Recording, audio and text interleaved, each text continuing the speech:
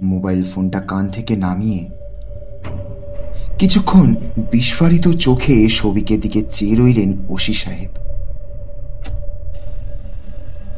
রাগে তার চোয়াল শক্ত হয়ে উঠেছে, চোখগুলো রক্তবর্ণ। ইন্টারোগেশন রুমের ভিতরে এখন পিন ড্রপ সাইলেন্স। অনিমেষ সাহেব তার দিকে তাকিয়ে রাগে ফোঁস ফোঁস করে গরম নিঃশ্বাস ছাড়ছেন ক্রমাগত। তবে একটা সময় পর নিজের রাগের বাঁধ ভেঙে নীরবতা কাটিয়ে হঠাৎ একটা সজোরে থাপ্পড় মেরে বসলেন সবিকের গালে। তারপর ওর শার্টের কলারটা খামচে ধরে চোখে চোখ রেখে বললেন, তুই মানুষ? একটা গর্ভবতী মেয়েকে এমন ভাবে মেরে ফেলতে তোর একটুও বুক কাঁপলো না? কি অপরাধ করেছিল স্নেহার বোন? ওসি সাহেবের হাত থেকে শার্টের কলারটা ছাড়িয়ে নিয়ে ফ্যাঁস ফ্যাঁস করে হেসে উঠল সৌভিক।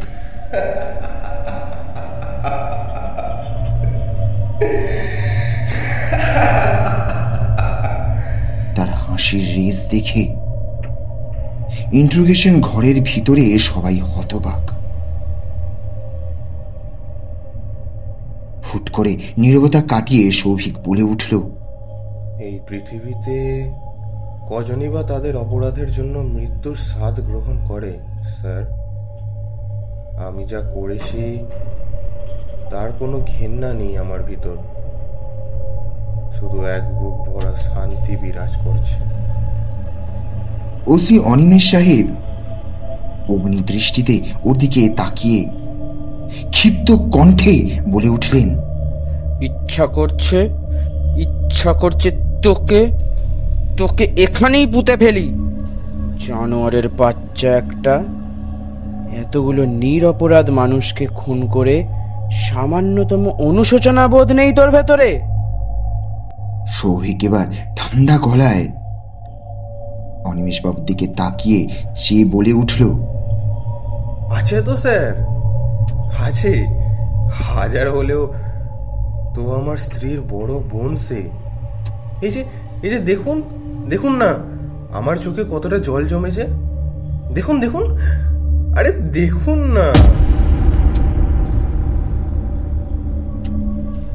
কথাগুলো বলে সৌভিক সামনের দিকে খানিকটা ঝুঁকে পড়ল অনিমেষ বাবুর। তারপর ওনার চোখের দিকে তাকিয়ে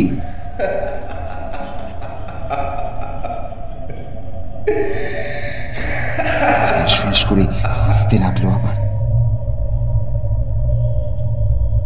ওসি অনিমেষ বাবু আর নিজের রাগ দমিয়ে রাখতে পারলেন না। উনি নিজের স্থান থেকে উঠে দাঁড়িয়ে সজোরে একটা লাথি মেরে বসলেন সৌভিকের চেয়ারে। সৌভিক চেয়ার থেকে খানিকটা দূরে ছিটকে পড়ল। তারপর অনিমেষ বাবু গজগজ করে বলতে লাগলেন, তুই তুই তুই মানুষ না, তুই একটা জন্তু। তুই পশুর থেকেও বর্বর, পাগল একটা। স্ত্রীর প্রেমে উন্মাদ হয়ে গিয়েছিস। সৌভিক থানার ফ্লোরে আছোয়া অবস্থাতেই হো হো করে হাসতে লাগলো এক নাগাড়ে। তারপর কোনো মতে হাসি থামিয়ে বলল, স্যার, গল্পের তো এখনো অনেক বাকি আছে। কিভাবে খুন করলাম আর কেনই বা খুনটা করলাম সেটা শুনবেন না? হ্যাঁ হ্যাঁ।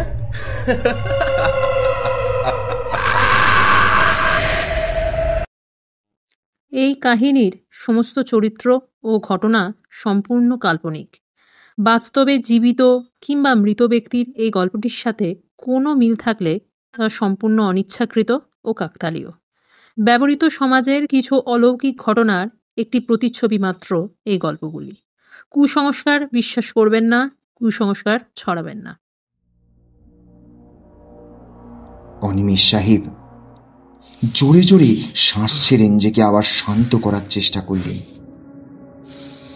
উনি জানেন প্রমাণ ছাড়া আদালত কোনো সাজা দেবে না এই বর্বরটাকে। তাই শান্ত হয়ে চেয়ারে বসে হাত রেখে বললেন, হ্যাঁ বল, বল তোর নিজকর্ম বল।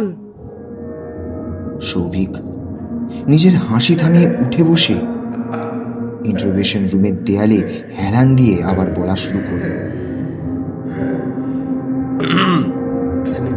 স্নেহার মৃত্যুর ঠিক 1 সপ্তাহ পর তার বড় বোন এসেছিল আমাদের বাড়িতে।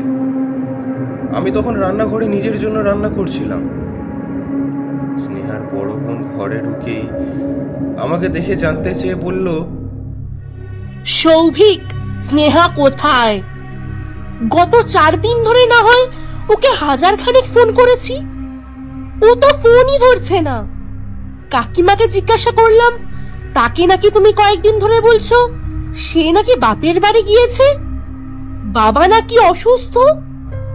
কিন্তু বাবা তো অসুস্থ নয়, আর স্নেহাও বাবার ওখানে যায়নি। তাহলে কাকিমাকে কেন মিথ্যে বলেছো? সত্যি করে বলো সৌভিক, স্নেহা কোথায়? সৌভিক খুব স্বাভাবিক গলায় অহনাকে বলল, মানে আসলে স্নেহার ফোনটা নষ্ট হয়ে গিয়েছে, ঠিক করতে দিয়ে এসেছি। আর তুমিও না, এটুকু ছোট্ট একটা কথায় তুমি আমায় না ফোন করে আবার তোমার কাকিমার কাছে ফোন করে দিয়েছো। হ্যাঁ, তোমার বোনের জন্য এত টেনশনের কিছু নেই, স্নেহা ওর ঘরেই আছে। সৌভিকের কথাগুলো শুনে অহনা আর বিলম্ব না করে সোজা স্নেহার সাথে দেখা করার উদ্দেশ্যে ঘরে গিয়ে ঢুকল। তবে ঘরে ঢুকে অহনা দেখল সেখানে স্নেহা ছিল না। তাহলে সে কোথায়? এক গভীর নিস্তব্ধতায় ডুবে গেল অহনার মন। খানিকক্ষণ সেই ঘরেই দাঁড়িয়ে অহনা আবার বেরিয়ে এসে ভীষণ রেগে উঠে সৌভিককে রীতিমতো শাসিয়ে বসল।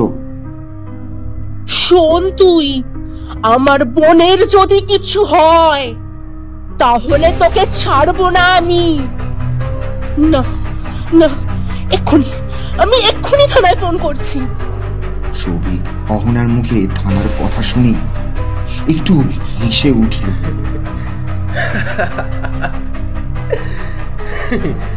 তারপর নিজেকে আর সামলে রাখতে না পেরে ছুটে গেল অহনার দিকে। ওর হাত থেকে বিদ্যুৎ বেগে মোবাইল ফোনটা কেড়ে নিল সৌভিক। অহনা সৌভিকের এমন ভয়াবহ রূপের সম্মুখীন হয়ে ঘর থেকে ছুটে বেরিয়ে এসে সিঁড়ি ধরে নিচে নামতে গিয়ে পা পিছলে গড়িয়ে নিচে এসে পড়ল। পরে সৌভিক যখন ওকে দেখতে গেল তখন সে আর বেঁচে নেই। সৌভিক নিজের একটা খুনের দোষ ঢাকতে আর এক খুনের সংখ্যা বাড়িয়ে ফেলল। সৌভিকের মুখের দিকে অবাক নজরে তাকিয়ে আছেন অনিমেষ বাবু। ইন্টারোগেশন রুমের ভিতরে ভীষণ নিস্তব্ধতা বিরাজমান। সৌভিক মুখের চোয়াল শক্ত করে আবার বলতে লাগলো, তবে সত্যি সত্যি বলতে আমি স্নেহার বোনকে নিজের হাতে খুন করিনি। হ্যাঁ, এটা সত্যি, ও নিজেই পিছনে পিছলে, তবে আমি শুধু পিছন থেকে একটু ধাক্কা মেরেছিলাম।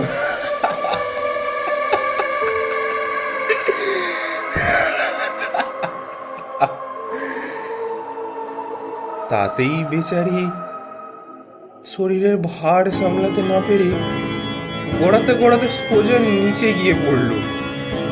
ওসি সাহেব এতক্ষণ মুখ নিচু করে বসেছিলেন। হঠাৎ সৌভিকের এই কথাটা শুনে আচমকায় মাথা তুলে কপাল কুঁচকে বললেন, তুই কি জানতিস না স্নেহার বড় বোন অন্তঃসত্ত্বা?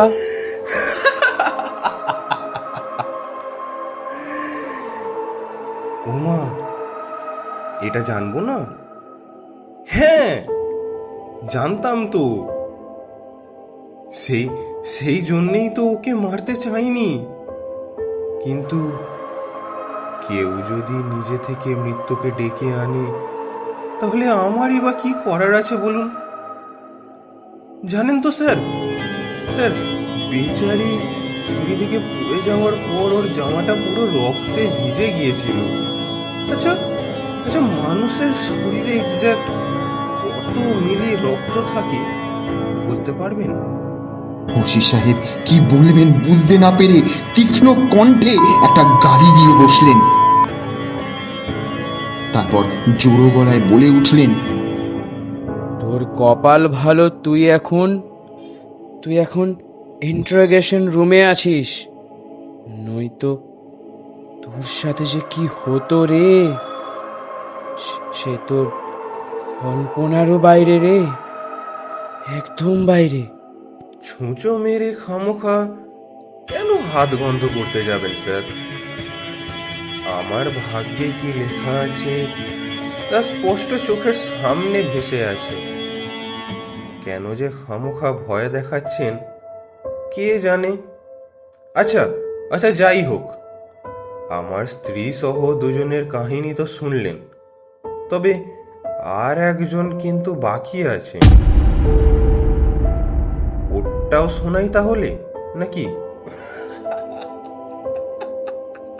সৌভিকের মুখের হাসি দেখে অনিমেষ বাবুর রাগে পুরো শরীর কাঁপছে। ওনার ইচ্ছা করছে কোমরের ঝুলন্ত লোডেড রিভলভারটা ওর মাথা বরাবর ধরে সবকটা বুলেট দিয়ে দিতে ওর মস্তিষ্কে। কিন্তু তিনি যে আইনের পোশাক পরে, উনি চাইলেও আইন হাতে তুলে নিতে পারবেন না। অগত্যা অনিমেষবাবু চুপ করে রইলেন। সৌভিক আবার বলা শুরু করল, অহনার মতোই আমি কাজের মেয়েটিকেও খুন করতে চাইনি, কিন্তু কেন যে এরা এতটা নির্বোধ হয় কিছুতেই আমার মাথায় আসে না। জানেন তো, অযথা ভীষণ বিপদে পড়ে কাজটা করতে হয় আমায়। তুই একটা সাধারণ কাজের মেয়ে, তোর কাজ মালিকের বাড়ির কাজ করা। তোর কেন সব কিছুতে এই জানার আগ্রহ থাকবে বলুন তো স্যার? এটা কি ঠিক? অহেতুক আগ্রহের জন্যই তো বেচারির অক্ষরে মরতে হলো। স্নেহার অনুপস্থিতিতে কাজের মেয়েটাই আগে সন্দেহ করেছিল সৌভিকের উপর। স্নেহার বড় বোনকে সেই মেয়েটাই খবর দিয়েছিল যে এই বাড়িতে এমন কিছু হয়েছে যা সৌভিক লুকিয়ে রেখেছে। তাকে সৌভিক বহুবার করে নিষেধ করার পরও সে রোজ কাজ করতে আসতো। আর শুধু কাজ করতে নয়, সৌভিকের অনুপস্থিতিতে বাড়ির এদিক সেদিক সবসময় কি যেন খুঁজে বেড়াতো সেই মেয়ে। সৌভিক সবকিছুই বুঝতে পারত, তবে কিছু বলতো না। কয়েকবার স্নেহার কথা সে জানতেও চেয়েছিল সৌভিকের কাছে। সে সামান্য কাজের মেয়ে হলে কি হবে, পুলিশদের মতন তারও সামনে পিছনে দুজোড়া করে চোখ ছিল। খুব তীক্ষ্ণ বুদ্ধি ছিল মেয়েটার। তা না হলে বেসমেন্টে লুকিয়ে রাখা লাশগুলো ওর মতো মেয়ের যে পাবার কথা নয়। একদিন সকালে সৌভিককে মেয়েটি হঠাৎ এসে বলল, দাদাবাবু, বাজার শেষ হয়েছে, ঘরে বাজার করতে হবে। সৌভিক তার কথা মতো বাজার করতে বেরিয়ে গেল। কিন্তু ওই যে সন্দেহ, সৌভিক তাকে যথেষ্ট সন্দেহ করত। তাই বাজার করার নামে বাড়ি থেকে বেরিয়ে মিনিট 10 পর হঠাৎ সে আবার বাড়ি ফিরে আসে, আর এসে দেখে সারা বাড়ির কোথাও কাজের মেয়েটি নেই। সন্দেহটা এবার পাকাপোক্ত হয়ে উঠল ওর। দ্রুত পায়ে সৌভিক বেসমেন্টের দিকে ছুটে গেল, আর সেখানে যেতেই সৌভিক দেখল মেয়েটি ইতিমধ্যেই স্নেহা আর পাশের বাড়ির সুমি বৌদির লাশবন্দি বাক্স খুলে ফেলেছে। সৌভিককে বেসমেন্টে নামতে দেখে ভূত দেখার মতো চমকে ওঠে সে, আবার তৎক্ষণাৎ নিজেকে সামলে নেয়। তবে সৌভিক বুঝল মেয়েটির সাহস আছে বটে। অন্য কেউ হলে বাক্সবন্দি লাশগুলো দেখে সেখানেই হুমড়ি খেয়ে পড়ে যাবার কথা, কিন্তু তার হার্ট এতটাই শক্তিশালী, সে নিজে হুমড়ি খাওয়া তো দূরের কথা, উপরন্তু সৌভিককে থ্রেট করে বসল। তার মুখ বন্ধ করতে সৌভিককে 5 লক্ষ টাকা দিতে হবে। টাকা না দিলে সে সবকিছু থানায় গিয়ে বলে দেবে। সৌভিকের সব ঘটনা শান্ত হয়ে শোনার পর হঠাৎ অনিমেষবাবু বলে ওঠেন, আর সেই জন্য তুই সেই বেচারি গরিব মেয়েটাকেও খুন করে ফেললি? না স্যার, বারবার আমি খুন করেছি এমন এমন কেন বলছেন বলুন তো? আমি কাউকেই খুন করিনি।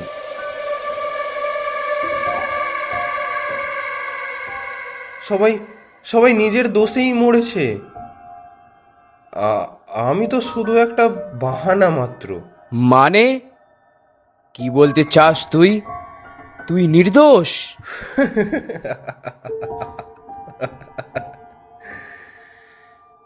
মেয়েটিকে টাকা দিতে রাজি হয়ে গিয়েছিলাম আমি। তার মুখ বন্ধ করার জন্য তাকে 5 লাখ টাকাই দিয়েছিলাম। কিন্তু ওই কথাই আছে না, কুকুরের পেটে ঘি হজম হয় না, তেমনটাই হয়েছিল মেয়েটির ক্ষেত্রেও। 5 লাখ টাকা পাওয়ার পরেও আবার একদিন সে টাকা চেয়ে বসলো, আর তখনই আমি সিদ্ধান্ত নিলাম এই আপদটাকেও আর বাঁচিয়ে রেখে কাজ নেই। আমি তাকে বললাম বাড়ি থেকে টাকা নিয়ে যেতে, তবে এবার একটু বুদ্ধি খাটালাম। ছোট লোকের জাত, বুঝলেন তো স্যার। মানুষকে একদমই বিশ্বাস করতো না। প্রথমবার যখন 5 লাখ টাকা দিয়েছিলাম তখন পুরো টাকাটা থুতু দিয়ে গুনে গুনে নিয়েছিল। এবারেও যখন টাকা দিলাম প্রথমবারের মতো করে, এবারেও সবগুলো টাকা এক এক করে আঙুলে থুতু লাগিয়ে গুনে গুনে নিতে লাগলো। ব্যাস। তারপর তাকে টাকা গুনতে দেওয়ার বাহানায় খুন করে ফেললি, তাই তো?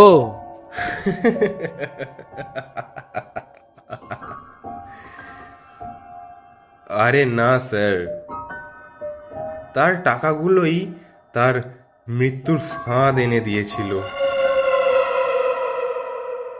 মানে কি বলতে চাইছিস? বুঝলেন না, মেয়েটিকে দেওয়া টাকাগুলোর ওপরে আমি সাইনাইডের তরল পদার্থ ছিটিয়ে রেখেছিলাম।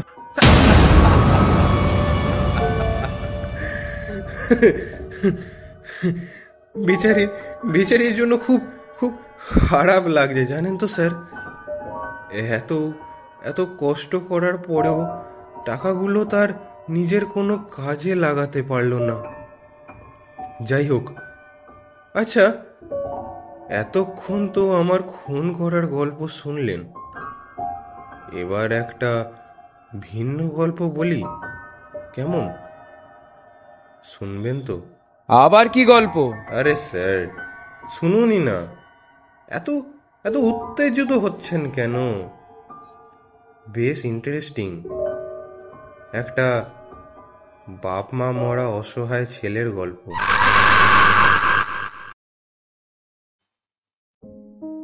বছর কয়েক আগে গ্রাম ছেড়ে জীবিকার সন্ধানে কলকাতায় এসেছিল একটা অসহায় ছেলে।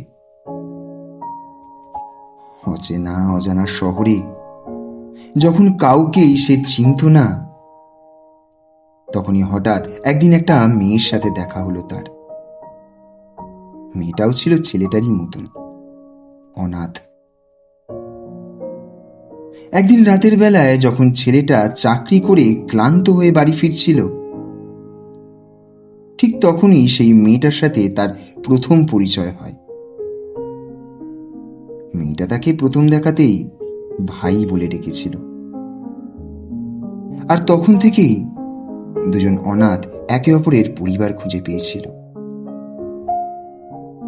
ছেলেটি সেই মেয়েটিকে তার বাড়ি নিয়ে এসেছিল। কয়েকদিন বেশ চলছিল ভাই বোনের ছোট্ট সংসারটা। তবে একদিন হুট করে ভাই বোনের মাঝে তৃতীয় একজন চলে আসলো। না, মেয়েটার জীবনে নয়, ছেলেটার জীবনে। একটা মেয়ে। বোন আর ভালোবাসার মানুষের মাঝে বেশ ভালোবাসায় পরিপূর্ণ হয়ে উঠেছিল ছেলেটার জীবন। ছেলেটা তার সবকিছু তার বোনের সাথে শেয়ার করত। একদিন ছেলেটা তার ভালোবাসার মানুষটার কথা তার বোনকে বলাতে তার বোন খুশি হয়ে মেয়েটাকে দেখতে চাইল। ব্যাস, বোনেরও তাকে দেখার পর খুব পছন্দ হলো। তাই ছেলেটাও আর দেরি না করে মেয়েটাকে বিয়ে করে ফেলল। তিনজনের ছোট্ট একটা সংসার, বেশ চলছিল সবকিছু।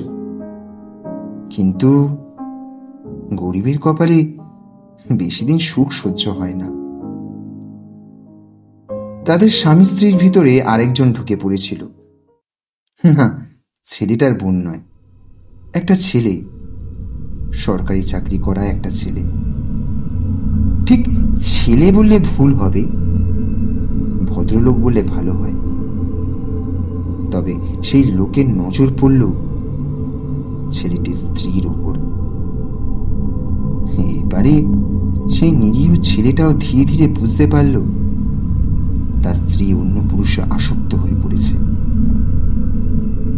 রোজ রাতে তারা ফোনে কথা বলতো, নতুন সংসার পাতার স্বপ্ন দেখত। ছেলেটা একদিন তার স্ত্রীর ফোন ঘাঁটতে গিয়ে তার স্ত্রীর অবৈধ প্রেমিককে আবিষ্কার করল। সরকারি প্রতিষ্ঠানে বড় পদে চাকরি করে তার স্ত্রীর অবৈধ প্রেমিক। অনেক ক্ষমতা সেই প্রেমিকের। তার মতো সাধারণ একটা বেসরকারি চাকরিজীবীকে মুহূর্তে ঘোল খাওয়ানোর মতো শক্তি সেই ভদ্রলোকের হাতের ডগায়। ছেলেটা সেখানে আর কি করবে, কিছু বুঝে উঠতে না পেরে সবকিছু জেনেও চুপচাপ চেপে যায়। ওর পিছনেই চলতে থাকে তাদের রঙ্গলীলা। এই দুনিয়াতে মানুষ শক্তির ভক্ত আর টাকার গোলাম। ছেলেটার ক্ষেত্রেও ঠিক তেমনটাই হলো।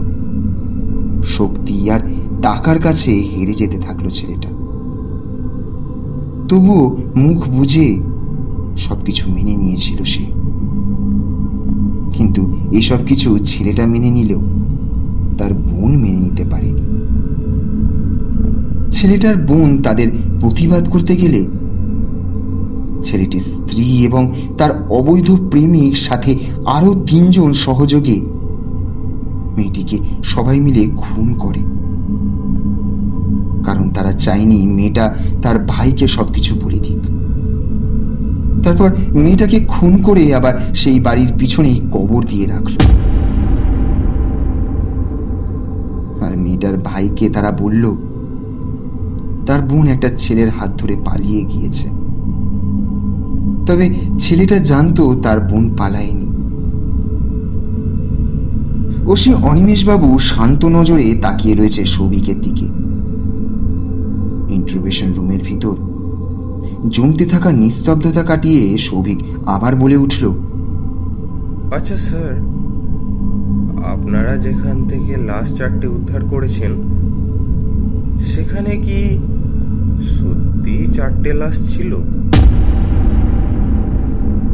ওসি অনিমেষ বাবু হঠাৎ আবার চমকে উঠে সৌভিককে জবাব দিল, আবার মানেটা কি বুঝতে পারছেন না স্যার? আচ্ছা আচ্ছা, আমি বুঝিয়ে বলছি। ওই বেসমেন্টেই তো আরো একটা লাশ ছিল। সেই লাশটা কোথায় স্যার?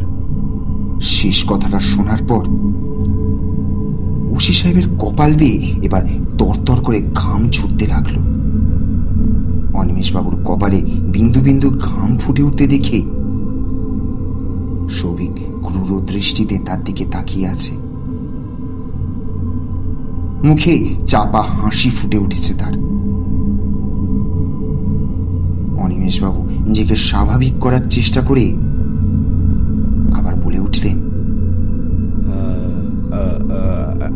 আরেকটা লাশ? না, ওখানে আর কোনো লাশ পাইনি আমরা। সৌভিক এবার মৃদু হেসে উঠে বলল, জানতাম স্যার আপনার উত্তর এটাই হবে। 4টা লাশের তদন্ত আপনারা করলেও 5 নম্বর লাশটার হদিস কাউকে জানতেও দেবেন না, কারণ 5 নম্বর খুনটা কে করেছে সেটা আমার থেকে আপনি ভালো জানেন। আচ্ছা স্যার, আমার বোনটার কি দোষ ছিল বলতে পারেন, যার জন্য তাকে এই পৃথিবী ছাড়তে হলো?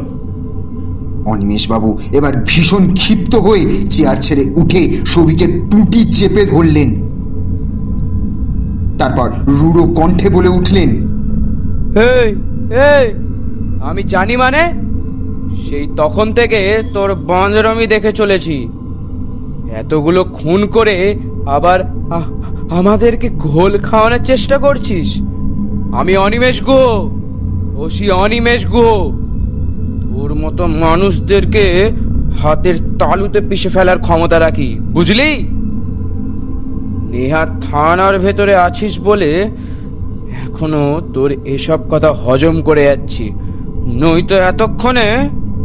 অনিমেষ বাবুকে পুরো কথা বলতে না দিয়ে সৌভিক আবার বলে উঠল, নয়তো কি করতেন স্যার? ফোন করে দিতেন, মেরে ফেলতেন। এর চাইতে বেশি কিছু যে করার ক্ষমতা নেই আপনার, সেটা আমি ভালো করেই জানি। আর হ্যাঁ, আপনার নামে কিঞ্চিত ভুল আছে। আপনি শুধু অনিমেষ গুহ নন, আর একটাও নাম আছে আপনার। কি যেন ও হ্যাঁ হ্যাঁ হ্যাঁ, মনে পড়েছে, প্রীতম, তাই না স্যার? সৌভিকের মুখের নামটা শুনে অনিমেষ বাবু ঘাবড়ে গিয়ে সৌভিককে ছেড়ে দিয়ে সরে দাঁড়ালেন। তারপর টেবিলের উপর থাকা ছোট্ট মাইক্রোফোনটাকে হাতে চেপে ধরে ছোট কাঁচের জানলা দিয়ে বাইরের দিকে একবার তাকিয়ে নিলেন। সৌভিক অনিমেষ বাবুর ভয়ার্ত অবস্থা দেখে হো হো করে হেসে উঠে বলল, কি হলো স্যার, ভয় পেয়ে গেলেন নাকি? আপনিও ভয় পান? ওসি অনিমেষ গুহ ভয় পায়? কথাগুলো বলার পর অনিমেষ বাবুর দিকে তীক্ষ্ণ দৃষ্টিতে তাকিয়ে সশব্দে আবার হাসতে লাগলো সৌভিক। ওসি সাহেব যেন এক মুহূর্তের জন্য পাথর হয়ে গেলেন। সৌভিকের মুখে এই নামটা শুনে, এই নামটা ও জানলো কিভাবে? ওসি সাহেব বিস্ফারিত চোখে তাকালো ওর দিকে। আকস্মিক এমন একটা কথা শোনার জন্য তিনি মোটেও প্রস্তুত ছিলেন না। রিতম নামটা তার একান্ত ব্যক্তিগত। থানার কোনো মানুষ এই নাম জানে না। কয়েকবার এদিক সেদিক তাকিয়ে তারপর সামনের দিকে তিনি ঝুঁকে পড়ে ধরা গলায় বললেন, না না, আমি কাউকে খুন করিনি। সৌভিক মৃদু হেসে আবার প্রশ্ন শুনে দিল তার দিকে। স্যার, আমি কাউকে খুন করার কথা বলিনি, শুধু জানতে চেয়েছি কি দোষ ছিল মেয়েটার, একটু বলবেন? কোন মেয়ে? ভুলভাল কথা বলে আমাকে ড্রাইভার্ট করার চেষ্টা করছো, তাই না? আমি এমন কোনো মেয়েকে চিনি না। কুল ডাউন স্যার, এত উত্তেজিত হয়ে যাচ্ছেন কেন? মনে আছে গল্পের শুরুতে দুটো কথা বলেছিলাম? এক, বাপ কখনো বাপকেও ছাড়ে না, আর দুই, সত্যি কখনো চাপা থাকে না। আপনার মনে পড়ছে না? ঠিক আছে, আর একটু সহজ করে বলছি। 5ই মার্চ, একটা শুনশান বাড়ি, 5 জন মানুষ আর একটা মেয়ে। এবার মনে পড়ছে স্যার?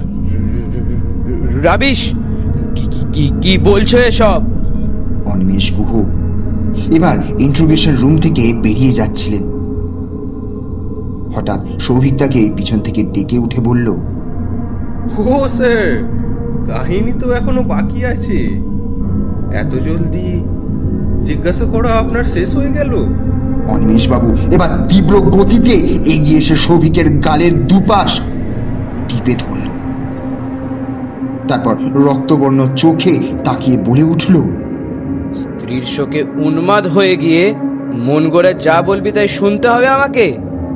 4-4টে খুন করার দায়ে তোর কঠোর শাস্তির ব্যবস্থা করব আমি। দাঁড়া তুই। আমি তো এমনিও মরব, কিন্তু আপনি আইনের লোক হয়ে কেন করলেন এমনটা? আমার বোনটা কি ক্ষতি করেছিল আপনাদের? হ্যাঁ, আপনার স্নেহাকে লাগতো, আপনি আমাকে বলতে পারতেন, দিয়ে দিতাম স্নেহাকে। জোর করে কি আর ভালোবাসা হয়? হয় না। আমাদেরও হতো না, ছেড়ে দিতাম স্নেহাকে। কিন্তু কিন্তু আমার বোনটাকে কেন খুন করলেন? আবার খুন করার পর সবাই মিলে মিথ্যে অভিযোগও রটালেন কেন স্যার? ওসি সাহেব রাগী স্বরে বলে উঠলেন, সেই তখন থেকে তোর তেঁদরবাজি দেখে যাচ্ছি আমি। কি ভেবেছিস এসব আবোল তাবোল বলে পার পেয়ে যাবি? কাকে বিশ্বাস করাবি তোর এই গাল গল্প? আর তাছাড়া আমি তো স্ত্রীকে ঠিকমতো চিনিও না। বুটিক শপের উদ্বোধনীর দিনেই প্রথম পরিচয় তোর স্ত্রীর সাথে আমার, আর কিছু না। সত্যি বলছেন স্যার? প্রথম দিনের পরিচয় এতটা ক্লোজ হয়ে গেলেন? আচ্ছা স্যার, একটা কথা বলুন তো, বুটিক শপ উদ্বোধনী অনুষ্ঠানে তো আমি আপনাকে আমন্ত্রণ করিনি, তাহলে কি আপনি বিনা নিমন্ত্রণে চলে এসেছিলেন, নাকি স্নেহা আমন্ত্রণ জানিয়েছিল? আপনি এত বড় একজন মানুষ, একে অপরকে চেনেন পর্যন্ত না। আমার স্ত্রী আমন্ত্রণ জানালো আর হুট করে চলেও আসলেন। ব্যাপারটা হাস্যকর নয় কি স্যার? কি বলতে চাস? এখন খুনের সব অভিযোগ আমার কাঁধে চাপাতে চাইছিস, তাই না? আমার ঘরে স্ত্রী সন্তান আছে, তাহলে কেন তোর স্ত্রীর সাথে আমি সম্পর্ক জড়াতে যাব? এইসব বানোয়াট অভিযোগ দিয়ে আমাকে ফাঁসিয়ে কোনো লাভ হবে না। তোর যা শাস্তি সেটা তোকে পাইয়েই ছাড়বো আমি।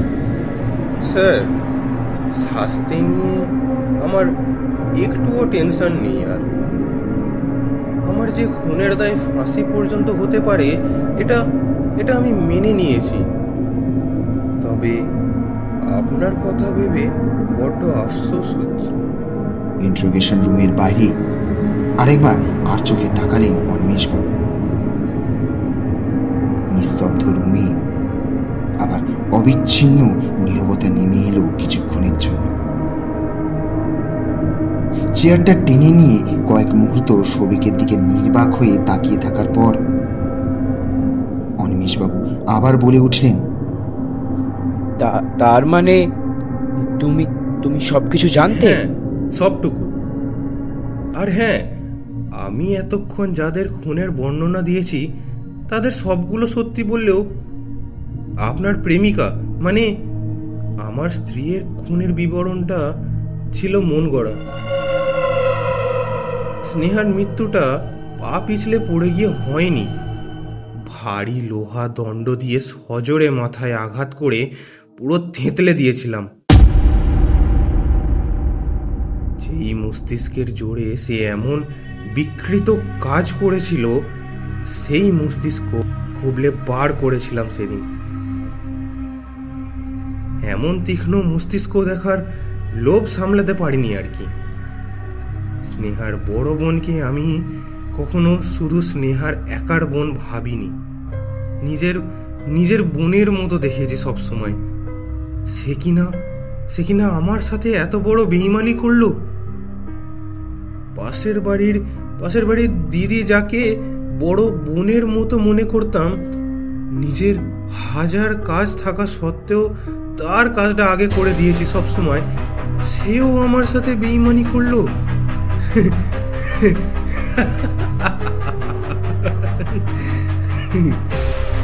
ওদের কথা আর কি বলবো, ঘরের মানুষটাই তো আর আমার ছিল না। জানেন তো স্যার, আমি এতগুলো খুন, এত কাহিনী সব কিছু করেছি কি জন্য? শুধুমাত্র এই গল্পের মূল কালপ্রিটটার কাছে অবধি পৌঁছানোর জন্য। আমি জানতাম সে অনেক বড় মাপের মানুষ, আমার ধরাছোঁয়ার বাইরে। তাই তো নিজ হাতেই অন্য জনের নাম করে লাশগুলোর সন্ধানটা দিয়েছিলাম। তবে আপনাদেরকে আর একটু কষ্ট করতে হবে, বুঝলেন? খুনের সংখ্যাটা 4-এর পরিবর্তে 5 করতে হবে।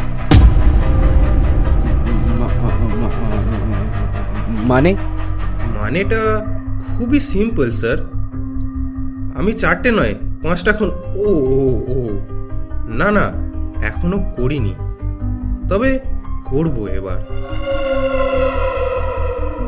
অনিমেষবাবু এবার কিছু একটা বলার আগেই চেয়ার থেকে ধপ করে নিচে পড়ে গেলেন। মেঝেতে পড়ে যাওয়ার পর ওনার পুরো শরীরটা থরথর করে কাঁপছে। আকস্মিকভাবে অনিমেষবাবুর এমন বিধ্বস্ত অবস্থা দেখে ঘরের বাইরে থাকা বাকিরা ছুটে এসে অনিমেষবাবুকে তুলে ধরতে গেল, কিন্তু সৌভিক তৎক্ষণাৎ শুকনো একটা হাসি হেসে বলল,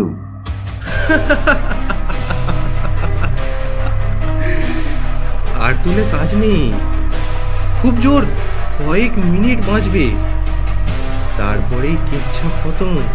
সৌভিকের কথাগুলো শুনে সবাই হকচকিয়ে উঠে তাকালো তার দিকে।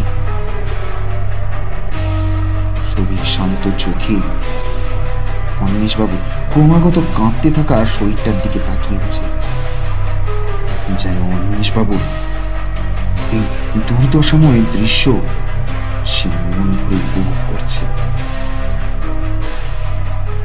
সবাই রীতিমতো অবাক।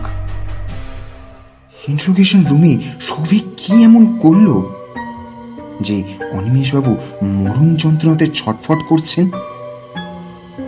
এবার সৌভিক দুটো পা ভাঁজ করে নিচে পড়ে থাকা ওসি সাহেবের হাতে থেকে কলমটা নিজের হাতে তুলে নিয়ে বলল, বেচারা নিজের পাপের ঘোরে এতটাই বিভোর ছিল যে কখন ওটাতে সায়ানাইড মিশিয়ে দিয়েছি টেরও পাইনি। দুশ্চিন্তায় এতবার কলমটা মুখে দিয়েছে, সায়ানাইডের যে পুরোটা ওর পেটে চলে গেছে।